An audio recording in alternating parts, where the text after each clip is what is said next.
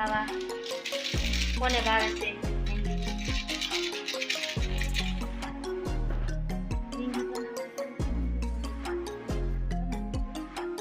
અને આપણે નવરા થઈ ગયા છીએ અને જો માતાજીનું વાર્તા ને પૂરું થઈ ગયું છે સવારનું ભોળાનાથને નવરા દીધા છે એને પૂજા કરી નાખી છે ધીરે જો રિસર્ચમાં બી આવી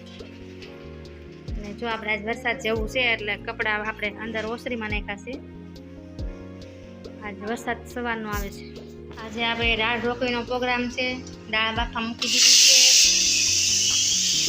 અહીંયા મેથીવાળા મસાલા કરવાના છે એટલે મેથી ચેકાવા મૂકી દીધી છે અને દાળનો મસાલો કમ્પ્લીટ થઈ ગયો છે અને આપણે મેથીવાળા મરચાં કરવાના